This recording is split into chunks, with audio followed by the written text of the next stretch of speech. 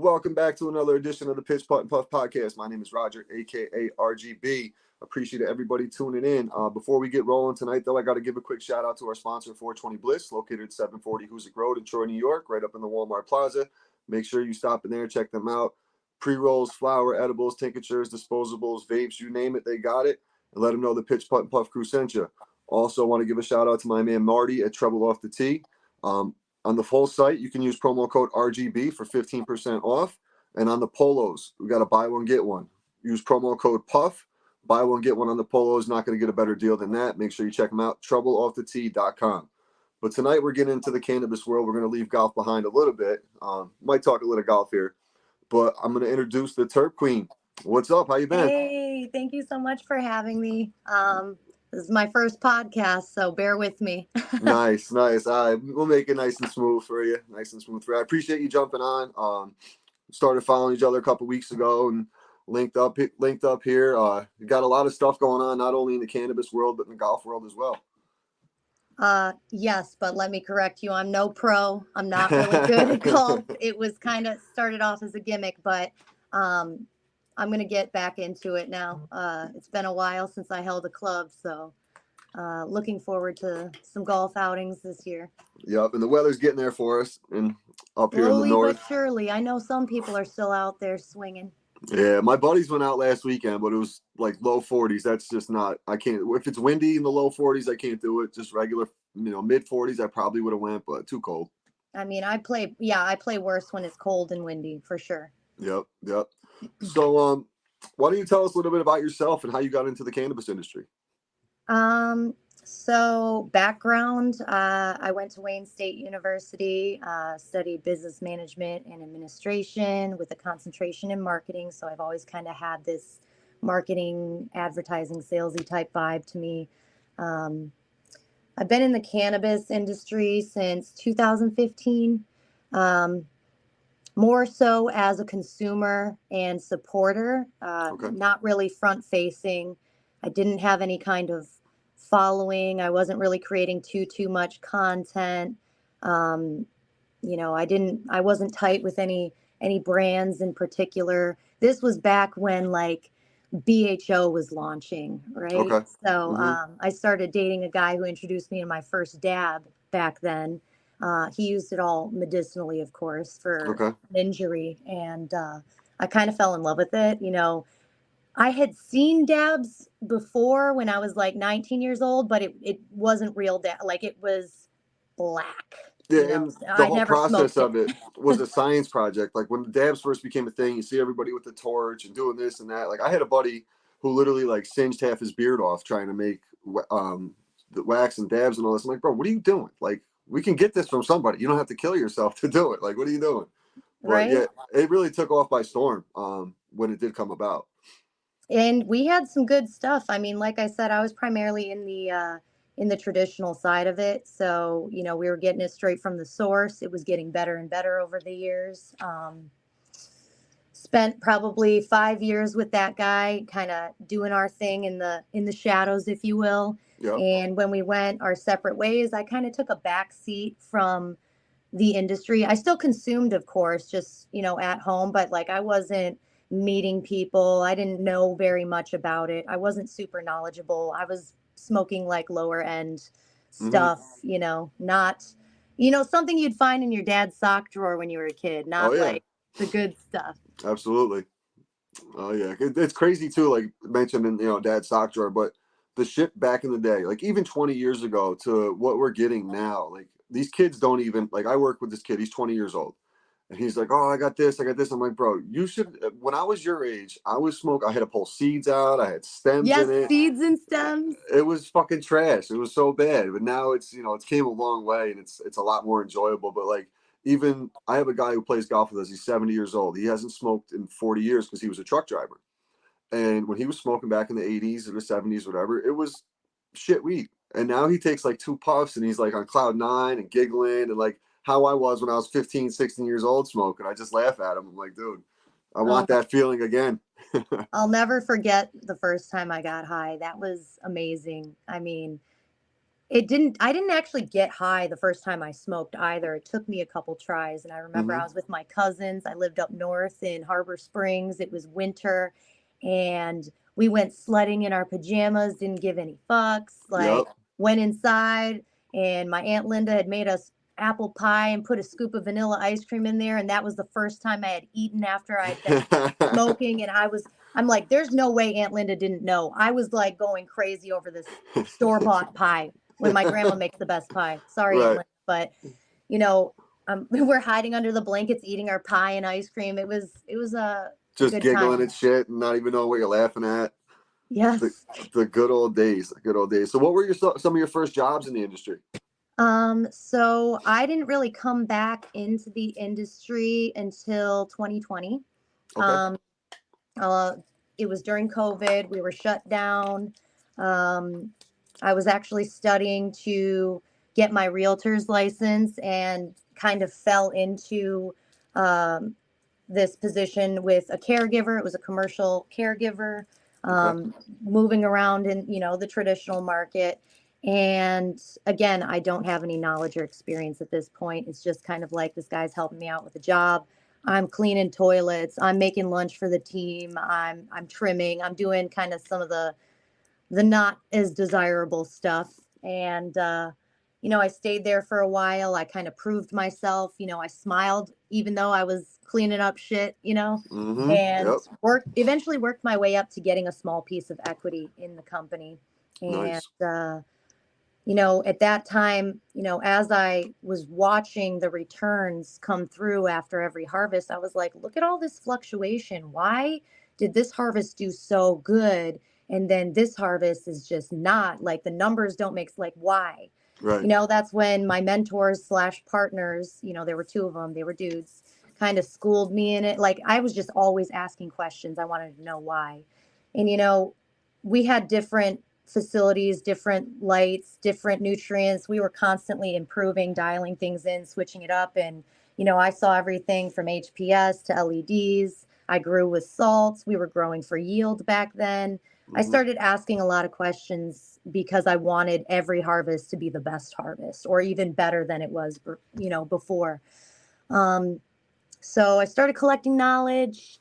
Um, I kind of started filming myself when I started moving beyond like trimming and toilet cleaning and Right. Right. now I'm defanning, now I'm skirting, I'm doing. And I remember the first time I did a defan, I was like, "Oh my God, why are we doing this? This is a healthy plant. Why are we taking this off?"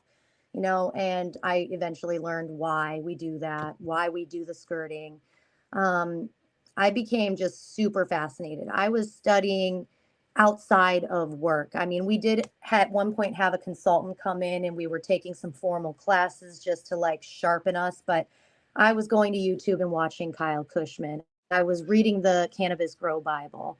I would DM breeders and other cultivars and, gas them up and then be like, "Hey, how can I do this better?" And because I was a woman, I was non-threatening. They were like pretty forward with some of the information. And I just kept a diary or a journal, where I just compiled all of this. And I got, so skilled that I started being able to identify pests and mold. And now I'm starting to play around with R&D and plant recovery. And Okay. my favorite place to be in the grow, despite like I love when it's in flower, but my personal favorite is obviously with the moms and in the veg rooms. I loved germinating.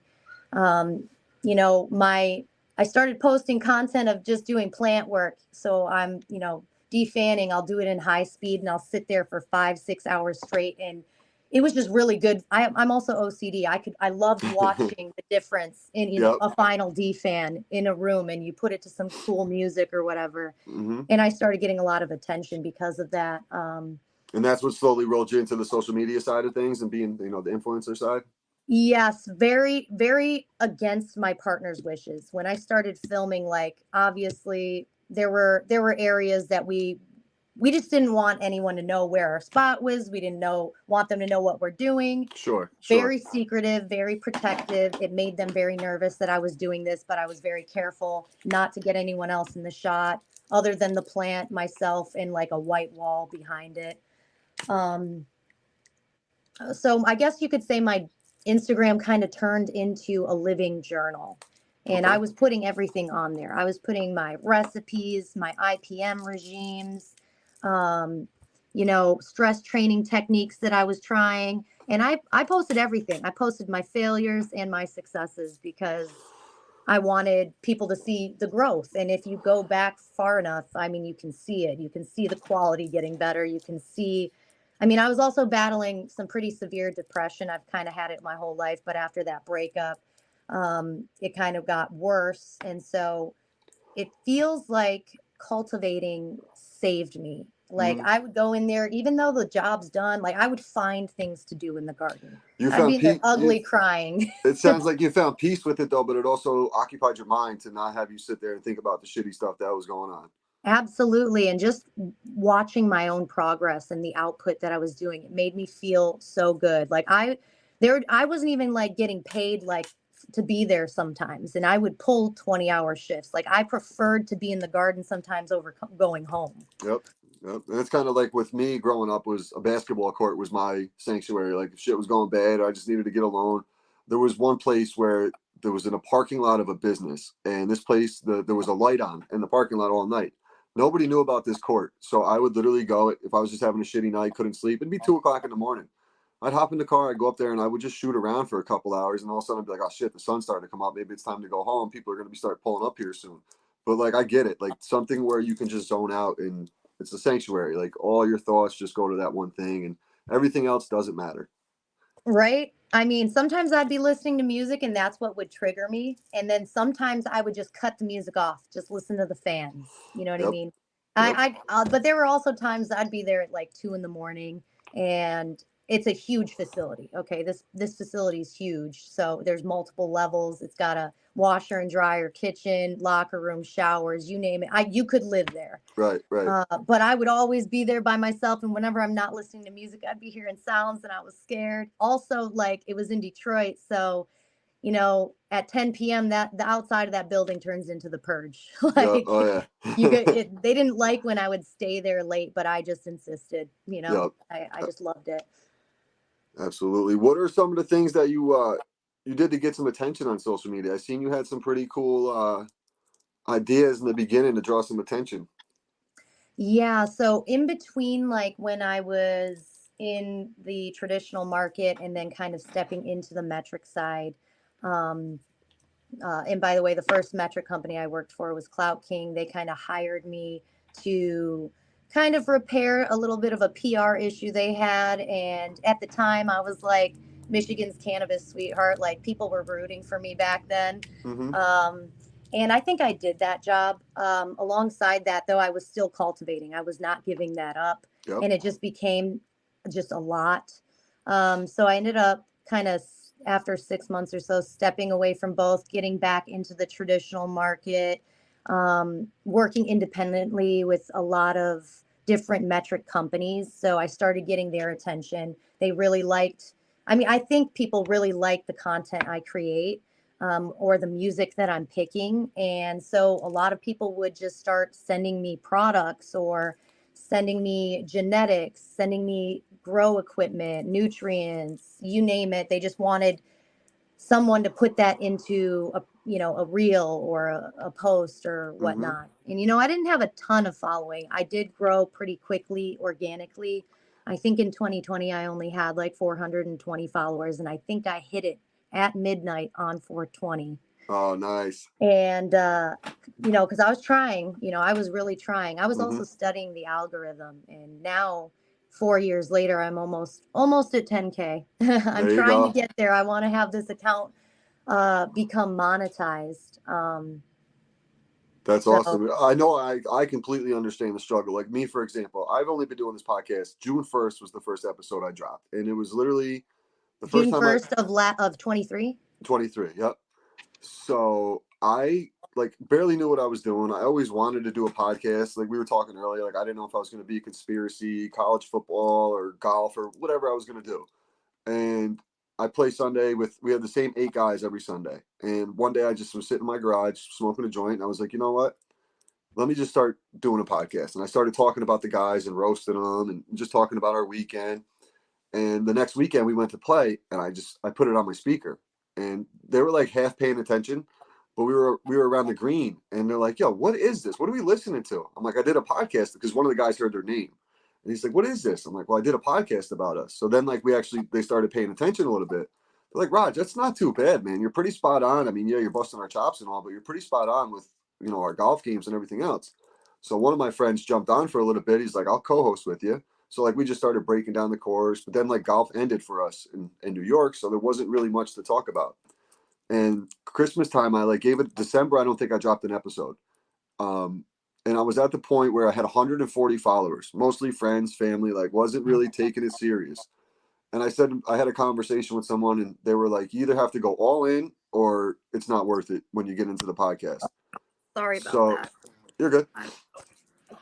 Um, so at that point, it was like, all right, let me do this. So I started getting active on the social. I started networking with people. I started following other people who had similar pages or were into the same things. But then it started building relationships with people that like, I got to the point where I wasn't afraid to like what people thought, especially with the cannabis shit. It just become legalized in New York. So it's kind of like, okay, people know I've been smoking for 20 years, but now it's to the point where I just don't give a shit. It is what it is.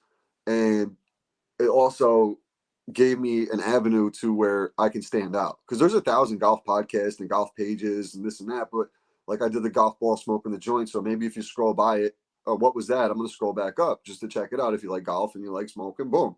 And that's kind of how it slowly started growing.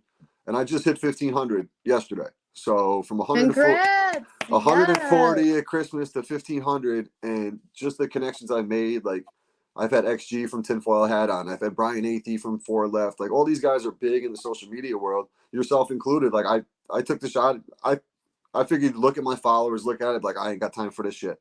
Like I appreciate I was there though. I was there at one point, and people need to, you never know where somebody is going to be. And something that I like to say is I never turn down a tour. I never turn down an interview. Mm-hmm, I've turned down actually quite a few podcasts, mm-hmm. just because I'm a bit of a wild card.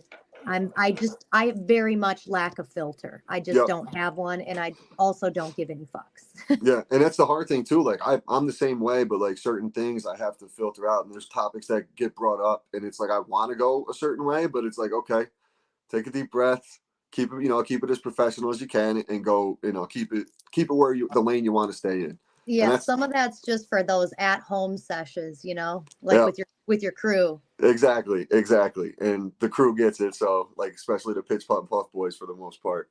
But yeah, it just started like that, and the growth, it's a struggle. Like it's the networking. Like I'm with a golfer gang network to where there's like 15 other golf podcasts, and we're all monetized in the same network, and we're working together, which is really cool. So it gave us a whole different channel to okay, you had this guest on, can I get them, or I just had somebody on, I can link you up with them. Like we're working together, and that's I the good thing. love that. Yep. And then what you just said though, you were there. So like a lot of things I've noticed that people who started at the bottom and worked their way up are more willing to jump on.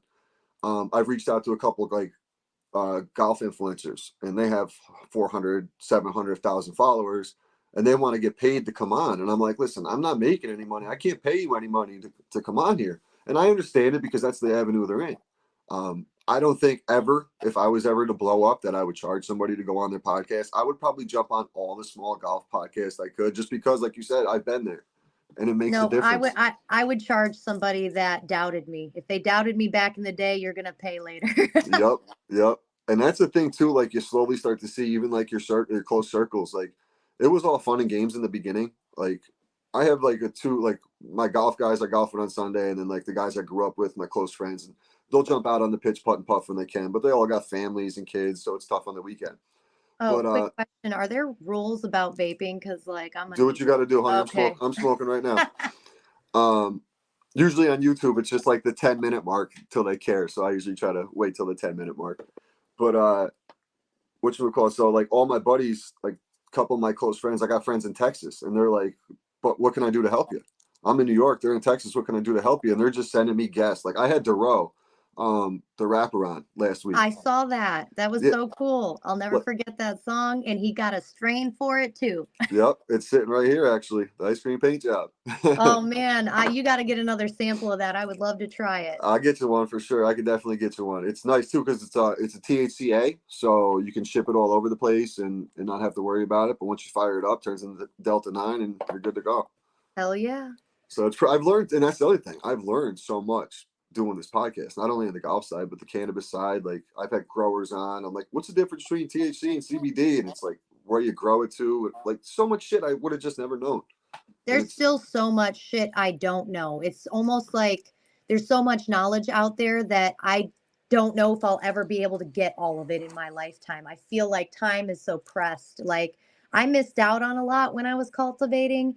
I missed out on a lot of events, time with my friends and family. I had a lot of FOMO, but there were no days off. There was no, yep. when you've got live plants and your rooms are full, and every harvest counts, like you just can't do it. Yeah. You've got to make your commitments and bite the bullet. And that's, kind of what I did. And so now in the position I'm in now, it's just nice to have a little, I don't want to say free time. I do control my schedule somewhat a little more, but it's just a lot of travel. Listen, I seen your schedule when we first started talking, and I was like, "Yeah, whenever you're free, I'll make time," because your calendar was literally booked up for the next 3 months. So, I think I only sent you 3 months worth, but like I've got the whole year planned out. Those are events that I want to attend. Cannabis things. There's a reason. I either want to meet somebody there. I want to go to that particular destination and cross two birds off with one stone, if you will, because last year I made a bucket list with my life coach, and I tried to marry my personal bucket list with cannabis. Okay. So I don't always attend all of the events that I plan to, but I want to have a record of it. So if I miss it this year, next year I can check it out. Yep. And just keep it on. Yeah, just keep on track, because that's what my buddies have a bucket list. They're big Cape Cod golfers up in Massachusetts. I'm on another podcast, the Upstate Golf Guys, and their goal is to golf all 50 courses on the Cape. And they got 10 in. And I'm like, you guys got a long way to go. So you better start setting a map for this and figure out when you're going to do it and how you're going to do it, because it's a lot, especially the travel. Yeah, that's the way you got to do it. That's why I plan out. I try to plan the whole year out, because there's always events that pop up as you go, or there's events. And what drives me crazy about cannabis, it's almost like people plan the events at the same time, and I really want to be at both of them, but there's only so many weekends in a year, so I understand why that happens, but it can be frustrating. Yeah, you got the one coming up on the 5th. I seen. I actually, to be honest with you, I sent it to the Pitch Putt and Puff boys, and I am getting a little bit of interest out of them, which I was shocked about. Are you talking about the golf classic? Yeah. Yep, on the 3rd. Oh, I think we're going to try and get some indestructible bongs to try and tee off of this time. By the way, I haven't touched a club since, I did my last tee off. So yeah, I seen that one video you teed off the rig there. That was pretty cool. And then the first time I did it, I was just trying to get to 3,000 followers. That's it. I was going to do a giveaway. I took a poll. I said, do you think I'm going to clear the shot, smash the rig, or miss completely because I suck? And the number of people that voted against me was wild. I think only maybe 5 or 6 people were like, yeah, we think you'll clear the shot. Yeah. And I remember when I did that first tee off, and I practiced all season. Every chance I got, I was at Top Golf. I was on the course with my partners. I even let them pick the iron. I was like 7 iron, 9 iron, driver, and of course everybody wanted me to do the driver because the surface area is bigger. They wanted me to break that rig. Well, guess what? I didn't. I broke the $50 banger. The rig survived, and a lot of people were kind of upset that I didn't smash it. Right. So I said, let me recreate it next year, and that was last year, actually, 2023. I was at a cannabis event. It was a golf one, and I teed off and shattered it, So I gave the people what they wanted in the end. Yeah, that's it. I gave the people what they want. That's the thing that's crazy, too, getting into the podcast, like the golf and the weed part of it. There's so many cannabis golf tournaments out there, too. I'm like, holy shit. But they're all over the place. That's what's awesome. I'm glad that these courses are like cool with it, because back in the day, they probably weren't that cool with it. And now like they are. And it's amazing, because so many deals and networking happens on the course, and why not have the cannabis there? Like a lot of cannabis people are in golf. I mean, they work together. Exactly. And that's what people are slowly starting to realize. Like, I have a municipal course where I don't think I would ever ask them to do it because there's a playground right there and like parks and stuff. So, like, it's not even like I know the answer is going to be no. So, it's not even a place to ask. But, like, we have an event coming up in July at a private course, Orchard Creek. I'm working with New York Auto Flower, Helium Collective, both been on the podcast. And we got like long drive guys come in. We're trying to do some pretty cool things with it. So, I might have to come out there for that event. Is that what, in July? yeah, that was July 17th, so it's like a Thursday. Yeah, I'm gonna try and come out there for that. I would love to bring Hills with me too, Yeah, because I that'd be know dope. she mentioned she'd want to come out.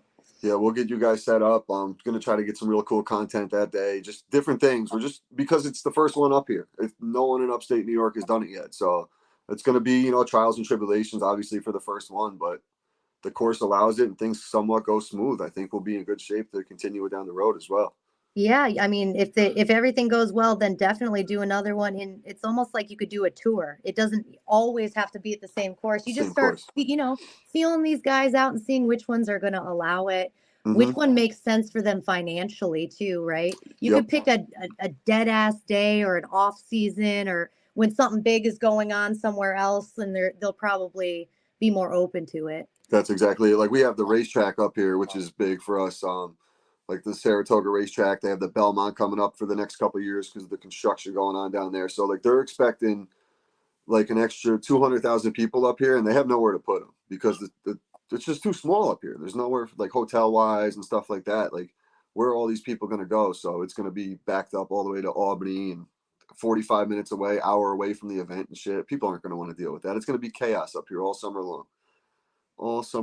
But you also do a lot of work with the women in the cannabis. Tell us about that. You started a little group chat and such. Oh my gosh, yeah. So when I started cultivating, I didn't really know a lot of women that were doing what I was doing. And I'm so sorry, my dog is barking right now. Can I Yeah, we can pause it for a second. We'll take a quick break. so sorry. Good. I'll Back. Just want to say the smoke of the night. Got to mention 420 Bliss again. The smoke of the night is some Uptown Funk infused with some Keef. It's a hybrid, smoking at about 41% THC. So far, so good over here. No complaints. But back to the TerpQueen. yeah, so women in cannabis. When I Yep. started cultivating, there weren't, I didn't know, at least, I mean, there were probably women doing what I was doing, but I didn't know about them. And it's always been a boys club. There are probably equally the same amount of men and women on the planet, but every cannabis event, everything I've judged, all the breeders, it's just primarily men. It is truly a boys club. Mm-hmm. So, it was really cool when I was invited to participate in the Blazing Janes all-female grower showcase. And when I was a part of that, we had a group chat and they kind of broke us off. There were 65 of us competing and they broke us off into like smaller groups and we jumped in group chats and we were sharing information about cultivation, tech, nutrients, you Yep. name it. We kind of talked about it. And while I was in that group chat, that inspired me to start my own group chat, slightly different though, not necessarily for cultivators, but just women of cannabis in any regard, in any position. So about 2 years ago now, I founded a group chat, and at one point we had like 85 women in there. We're kind of downsized a little bit. There were some people that weren't super active Mm-hmm. and lost pages and whatever. So we've probably got about 70 now. And when I tell you I have a woman that does everything, I truly do. I have artists, photographers, performers, bud tenders, trimmers, cultivators, business owners, just so many things. And it turned into, it started off just a place where we can, hey, are you going to be at this event? Cool, I'll be there. Let's link up so that we can hang out together. And then it evolved into, hey, my company's looking for disty. Who's got disty? Mm-hmm. Hey, let's share this information. Like, oh, my garden I'm having this issue. Let me drop a picture of my plant. And the other cultivators that were in there would, oh yeah, Yeah. da, da, da. support was heavy. Like, Mm-hmm. shadow banning, like you said, is such an issue in this industry. Like, there are ways to break that shadow ban, and it's a lot of positive spamming and tagging and liking and commenting, just engagement overall. And when Yep. you have it in numbers like that, you can break it. I mean, it's realistic to kind of break that. The algorithms changed a lot though, so it's kind of getting harder now. They're really trying to crack down on it, but Yo, but I'm telling you though, for like you, for example, almost 10,000. That's a huge number because you're really got to figure out the channel that you're in. You're not like a musician where they have so many people listen to music. There's only a certain channel of people who smoke cannabis or deal with cannabis and that such. So to be at that number, like that's impressive because it's really you cut the regular number in a quarter or a third even. It's just yeah, I, I mean,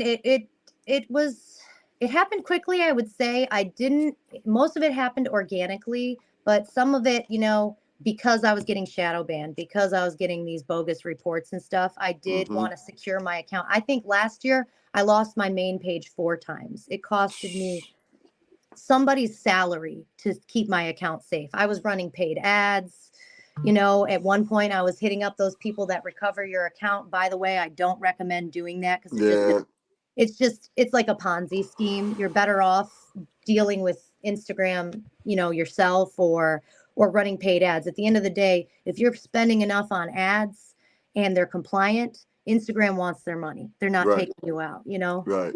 and I was spending sometimes 1,000 a week on Oh, Instagram when I first started getting haters. I think I started getting my first like couple trolls back when I had 3,000 followers. But but that's when you're before starting that, to they make didn't it though. You're care. making it though. You're making noise. Like that's the thing. Like I made a comment on something about like playing music at the golf course and like jokingly said, "Oh, when you see this sign, it's just an invitation to turn it up." And so many people were like, "Oh, you're an asshole," and this and that. Like I don't even comment back or nothing. I just laugh out loud at them. And it's like, what do you guys are really like this angry about something like that? Like it's crazy to me. It's just the fact that the people even responded to it with so much hate. Like, oh, I can't believe you would play music at the golf course. I'm like, it's 2024. Who doesn't play music at the golf course? Right. And it depends who you're with and who's around too. I mean, and how loud you're playing it. Right. Yeah, it was. I'm like, wow, the haters they do hate, but that's when you're starting to make some noise. So I've heard that from so many people and I do believe it, but it's just, to me, it just doesn't make sense because I kind of view the world differently. So for me, when I was coming up and I'm still a nobody, but when I was a real nobody, if you will, like 400 followers, whatever it was, mm-hmm. no content, nothing, no reach, no following. I looked up to people. I was inspired by people that were doing it, and I didn't hate on them. I was fucking applauding them. Yeah, I like was let's DMing go. them like, "Hey, I want to be your friend. I want to learn from you. Mm-hmm. I don't want to." In anyways, I believe in karma. If you Hell do yeah, good things come back. If you do, shitty things, then you're gonna get shit. yeah, absolutely. And that's the thing too. What's crazy about haters is in a sick way, they're fans because they're gonna Oh, watch. They're so gonna true. they're gonna watch what you're doing. On a loop, bro. They're feeding my algorithm more than me, and I Yeah, watch my shit a lot. yeah. So they're gonna be worried about what you're doing, and like they're gonna watch it still. So for them to watch and shit, it's I'm crazy. not sure why that just Yeah, that happened. was crazy. I just seen balloons flying through. Whatever. My phone's just like celebrate. Hell yeah. But yeah, the haters gonna hate. Um, Uh, that's funny. My next question for you was, what would you say to those haters who doubted you? oh man, I ran over like, well, what if he with my boss? I was like, what if he asks me about something like this? He's like, don't say that, because I was like, this is what I'm gonna say. Yeah. Uh, fuck y'all, all y'all. If you don't like me, Right, blow me. No, I'm just kidding. I'm kidding. yeah, No, no, yeah. no. For me, let me think about this for a second because I want to make sure this delivery goes well. Uh, I'm not going anywhere. Yep. I like to consider myself like a disruptor, right? I like I said, I don't care. I don't give a shit, but other people do, and I'm going to say things that lots of people probably think about, but I'm so sorry. You're I good. say things that people think about but won't don't have the balls to say out loud. You know, I want to speak for the people that don't have a voice. My intentions are always good, despite my delivery being kind of shitty. I'm so Yeah. sorry. I have to pull her over here. This is Princess. Princess. Um, Terp Princess. Hey, be nice. So what was I saying? What were we talking about? I'm so sorry. You're Stoner talking about brain. the haters and just like you're not gonna be going anywhere. Oh yeah. Oh yeah. Okay. So at the end of the day, it's about bringing to light a quality products, you know, something that you've got integrity, you're not cutting corners, whether I'm growing the product myself or I'm supporting someone that grows it, you know, and I'm sharing knowledge and information, or I'm educating a bud tender or a customer or whatever it is. um, but with regards to my haters, it's just like, you know, if you've got all this time to come and look into my lane and hate on me, imagine if you invested all of that time and energy into yourself and chasing your own dreams. You'd be Mhm. right where I am, if not further. Yep. So, you know, and that's something that I feel like's kind of changed over the years. When I first, you know, came on my first live stream on Instagram and I didn't know anybody, Yep. I didn't even know what to do for content. I was just literally like telling my story. And during that story, I actually kind of got choked up. Like I had some tears kind of Mhm. welling up in my eyes. And the amount of support and love and like community that I felt in that moment was crazy. I was like, wow, I really like this. Like I could do this, you know, and a lot of it came from the traditional market. Yep. And But you I were feel being like real, so people appreciate someone being real. Like that's why, like I try to keep this as natural as possible. Like, yeah, I have a couple questions I want to ask and stuff, but like I don't want to make it sound like I'm reading off a script to you the whole time. You know, it's like you right, just want to right. keep it as real as a conversation as possible. Like I feel if we were sitting here right now, this would be the same conversation we'd be having anyway. Yeah. That's just I mean, I think that this plant, what it does beyond its medicinal benefits, right, in properties, absolutely. is it brings people together that otherwise wouldn't have sat in that same room together. Like Mm-hmm. just so diverse, Yep. so diverse. And I feel like some of the people that are memeing and trolling or, you know, just kind of bashing, it's really just insecurity. It's their own things that they feel inside when they watch what you're doing. It makes them feel some type of way about themselves. So I Mm-hmm. try really hard not to take it personally. And most of the time I don't care. I don't like to block people because again, those haters feed my Yep. algorithm, but sometimes I do need to go that route because they will take it to the extreme. At I least can what I've imagine noticed in too. the last 2 years, it's just, you know, the industry is it's like split in half, you know, not just the sides of the market, but just the support and the hating. Yeah. Because when I was in Spain and I was in another country where it's not legal, connect like there was no hate. There's Yeah. no haters, you know what I mean? They're Yep. all on the same team. What's cool too is like most like the my sponsor 420 Bliss, the dispensary, it's ran by Ty. She's a female. It's great. Like she's awesome. She's got a bunch of like there's so many females that work there, and like she's connected me with a couple other ones, and they're all females, and I'm like, oh cool. Like it's it's surprising, to be honest with you. I was surprised how many were involved in it, especially up here in New York. But it's cool to see because it's I mean, not for nothing, but the women are probably a lot better in the garden than the men. Oh So, my gosh, I love that you said it first. Oh my gosh. So that's one thing I really didn't understand when I came into the metric side of things. The women are the fuel sometimes. We're like the engine. Sure, uh, the dudes might have ownership or management roles or whatever, but the women are behind the scenes and there's a lot of them and they, you know what I mean? Anything he can do, we can do better sometimes. I mean, yep. uh, especially like being in the mom rooms, like naturally, that's just how we behave. We're cleaner, we're a little bit more efficient, we care a little bit more. We're, you know, so I feel like we've been in the background for a while and it's been a boys club, but I've noticed that last year and this year and hopefully next year too, I've just seen so many more women just coming out of the woodwork and women in power, women in powerful Hmm. positions, business owners, people that are a force to be reckoned with, you know, for a man or a woman. Yep. And I'm just happy to see that, you know, That's that's cool. a refreshing change. Yep. You just mentioned Spain. What were you doing out there? my bucket list, Spain happens to be on it. When I started cultivating, I remember seeing Spannabis and all of these things in my feed. And I was like, man, that would be so cool to go to that. But again, couldn't abandon the garden. So that wasn't really an option at that time. And this is the first year that it was able to happen for me. So I was out there for Spannabis, but I met up with my fam from Organic Cup, and I ended up judging the rosin category at Terp Tower Invitational. I was a sponsor for Ego Clash. I went to all different kinds of cannabis social clubs. I joined Terp's Army. You know, I've got an annual membership there.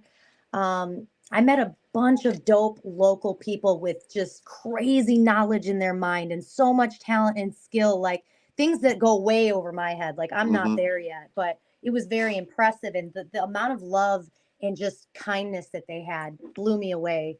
I also met some of like the greats when I was out there. That was probably the highlight of my trip, was the first day of I think it was the first day. It might have been the second day of Spannabis. And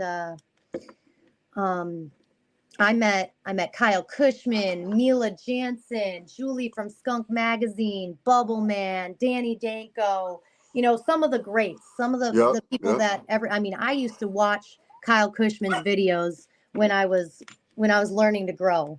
So to meet him in real life was amazing. And it was funny because when I went up to him, I was fangirling hard. I mean, I was like, hi, I'm Kaylee, but sometimes people call me TerpQueen. And his response was, oh, you're the infamous TerpQueen. And I was like, I looked at my boss. I'm like, oh, you know me? I said, who I am? He's like, oh, I've heard some things. I'm like, all good things, right? This is my boss, Jeff, the owner of Denver Coal. And he said, TerpQueen has a boss? And he's like, she's very hard to control. She's a disruptor, you know, like, and then we all had a laugh about it. But I can't believe he knew who I was. I can't believe Mila spent so much time with me. Like, I bought a copy of her book. She signed it for me. I asked her about her past because obviously I haven't read the book yet. I've only read about her in Skunk Magazine and kind of just going through her page and stuff. So I'm really looking forward to cracking that book open. But it's great. Like, she is a legend. And these are women, again, to be reckoned with in the industry. And I got to meet them and potentially get to meet them again someday or do work with them down the road. So I'll definitely be going back to Spain. I hope I get to do all of what I did last time and then some, and meet more people. Are those some of the coolest people you've met in the industry? Any big names have you came across? I would say yes, but also Denver Coal's business partner, Randy Lanier, is an amazing human being. I'm not sure if you're familiar with who he is. He's got a documentary on Netflix called Need for Weed. He was a professional race car driver, and he used to smuggle massive amounts of cannabis to pay for his parts of his car. Okay. And Yeah. I did see this. Yes. Yeah, he eventually got busted, spent 27 years in federal prison. And then Obama gave him a presidential pardon, and he's been out 8 or 9 years now, I think. And he became our business partner. So he's invested in Denver Coal. He's got his nonprofit his nonprofit Freedom Grow, which is literally just that right there itself is amazing because it's a program where none of the people that are on the staff or the team take a salary, completely volunteered. And every day they're granting wishes for prisoners incarcerated for cannabis. You know, back when it wasn't legal, they're filling their commissaries. They're taking care of the families that got left behind. And they work really hard at doing this every single day. And it's just amazing. I mean, it blows my mind that there's still people behind bars for this plant, a piece of nature, and it's decriminalized now. So like, why is that? Why is this happening? Right. That's craziness. It's still I did smoke with Action Bronson one time. That was pretty cool. Oh, that's dope. Yeah. That's a big name right there. Yeah, I don't think I'm thinking about him. I don't think I've ever smoked with anybody famous or anything like that. Smoked with like a comedian at a tinfoil hat show once, but wasn't one of the main guys. So I love comedians, man. I have a pretty solid sense of humor. I'm toning it down now because I'm trying to be appropriate and professional, whatever. But like, I pee in the shower just like everybody else. Come on Yeah, now. Come yeah, on no now. doubt, no doubt. So we'll get ready to wrap this up in a second. But what's one thing you want people to know about you? I've always been kind of an underdog. You either love me or you hate me. It's very rare to find an in between, but maybe there's some people out there like that. I've never changed. I've always been the same since day one. You know, my personality, my character is very much the same. The only thing that's changed is my knowledge, my maturity, um, you know, experiences. But one thing about me is if you tell me I can't do something, I'm going to get tunnel vision on that. If Yep. you tell me I can't golf, you tell me I can't grow or I grow mids, you tell me I can't rollerblade, you tell me to do Whatever. that I can't do something and I've got tunnel vision on it and I'm going to make sure I make you eat those words. So, Mm-hmm. um I've been really lucky that I've had some support in some unexpected places and some flops in some surprise places. So Sure. I don't plan on changing anytime soon. I think I'm gonna probably die in this industry, Okay. and Yeah. that makes me very happy. I'm Yeah. I'm grateful just to be a part of it, just to be where I am today, and how much I've grown. Doing what you're passionate about. It doesn't even feel like work.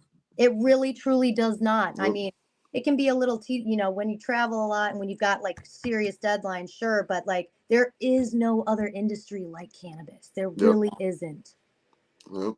So I usually wrap up the show with three questions. Obviously today I'm not going to keep them the golf questions. We'll keep them in the cannabis world. What's your favorite strain? That's very hard because it changes so often because you can't smoke the same thing forever. But if I If you could had only, to. if I had to pick one, I would probably pick Michael Fang's original grape stomper. I Okay. haven't had it in years. The terpenes that I'm partial to are like candy, fruit forward. I Yep. kind of try to avoid the cheeses and stuff, but I like Skittles, runs, cakes, Yep. Yep. blues. Yep. Um, Same. but probably grape stomper. Yeah.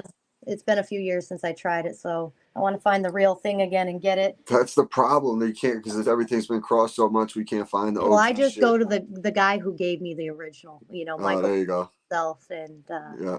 I'm lucky to know him and got him on speed dial in case I need Oh, to get that's another nice. hit. Yeah, OG sour diesel, like the old school sour diesel for me is what I grew up smoking. It was, it was something to where it was such a convenience. Like anytime you wanted it, it was just there, and then all of a sudden it was just gone. Is it your Not favorite right now, though? right now. Right now, it's probably, hmm,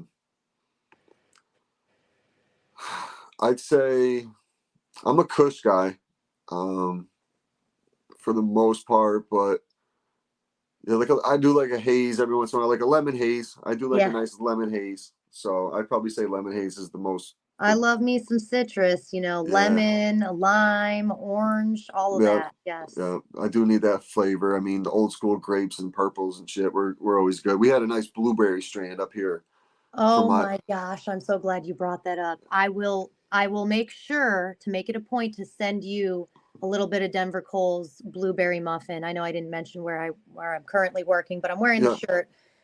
It's not the highest tester. It usually tests between 25 and 27%. Sometimes we can get it up to 28, 29, but majority of the time it's around 27. Mm-hmm. And on God, you close your eyes and I'll hold it in front of you. It smells exactly like a blueberry muffin. Yeah. And people forget, don't even fuck the fucking THC percentages. You Yep. guys are forgetting about the cannabinoids. Yep. Those get you That's high. The that's terps. it. That's what people don't understand. I'm like when I went into certain dispensary out and we went on a golf trip with our league and I was with my man Fairway Mike, who just started kind of like smoking, was just interested in what a dispensary was. He's never been in there, kind of thing. So we go in, and I'm starting to like question the guy and about like cannabinoids and this and that and terps and blah blah blah blah. And Mike's looking at me like, "How do you know all this shit?" And I'm like, "Mike, I don't know. I watch a couple YouTube videos here and there, learn a couple things, and pay attention to what the fuck I'm doing." That's really all it comes down to. But yeah, um, I'd say like the lemon haze is probably my favorite right now. But overall, is sour diesel, old school sour diesel was Okay. Jack Herrera sour diesel back in the day. I actually just got my hands on some Jack Herrera. I didn't get a chance to smoke it yet, but I will. Oh yeah, I bet you will. Yeah, I I can't. sometimes I keep, when I get those little special gifts, I'm saving those for the right sesh. Mm-hmm. When people come over, that I'm like, you know, I don't really trust this person, but I am going to support them because they have never shown me otherwise. My gut has always been my best advisor, and sometimes I won't Yes. tell you when my gut's fluttering. You know what I mean? I'll keep it Sure. inside and I'll just be more observant. But those kind of people where my gut's fluttering, you're gonna get some of the lower end stuff. You know what I Yep. mean? The Yep. special stuff, that's for my crew and me. Yep. Yeah. Slow That's for play a those. bad day You slow or a play good those other ones. day. What do you prefer smoking, joint or blunt? Both, but it depends. If I'm smoking for the taste and flavor, I'm gonna go with a joint. But I'm a former smoker, so the high you get from the tobacco leaf, Mm-hmm. if the weed's a little older, grab a honeyberry backwood, twist one up. Yeah. So I used to smoke a lot of blunts, but I appreciate the terps more now. But I really Same. love hash holes. That wasn't an option, but I would have probably Yeah. picked a hash hole. Yeah. Well, I started doing. I don't even know what the like. So, what would you call when you take like the distillate and put it around the outside and the keeps on the outside? What are those infused? Infused. Yeah. All right. And they So can do it internally or externally, but I would yeah. say infused. Yeah, so I love those. Like those are my favorite. When I go down to the city, in December, I help my buddy with his Christmas tree business, and there's dispensary at every other 5 feet. So we'll stop and just quick grab one. And those things, they burn so nice, they burn so smooth. So like those are, I love smoking those. I was a huge blunt guy. Me and my buddies used to smoke blunts all day. Um, Funny story, we went to Jamaica. This was 2004, no, 2006 maybe, on a spring break, and we all brought down a box of Dutch Masters. So there was 10 of us. So we had 100 Dutch Masters. Just to let you know, by 4 days in, we were looking for where we could buy cigars because we we smoked through the whole 100. Oh It was, my gosh. yeah, There it were was. four guys? There was 10 guys, and we Oh, all 10 brought. guys. Okay, I'm Yeah, like, four guys? How did you guys do it? no, we went hard. We had a really good time down there. People were coming up and taking pictures of us because we were like rolling them like three long and like like two wide, like just holding them. It was wild. It was Cheech and Chong type shit, but we had a great time doing it. It sounds like Um, a good time. the last question I got for you is, who is the one person you want to smoke with? Oh, I have to pick one. I used to have a list of this somewhere in the archives because Yep. yeah, if you write it down, you can manifest it or whatnot. Hell yeah. So I'm going to have to give you a couple options because Sure. I can't really just pick one. But people that I have smoked with, honestly, and enjoy it, my best friend Melinda, known her 23 years. She is a very unique person, and when we get together, it's amazing, and I love bringing new stuff for her to try. Um, I also really like my pal Dogman Mike.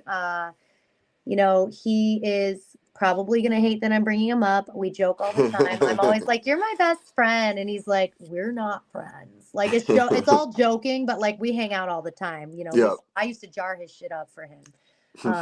But people that I would want to, like a celebrity, let's say, probably Jim Carrey or Mel Gibson. Jim Carrey because of the humor, and I think that they're both woke individuals, and I'm woke, if you Yep. will. Yep. Yep. Same. And Keanu Reeves because he's very mysterious and he's a gentleman. Yeah. And He's just a good dude.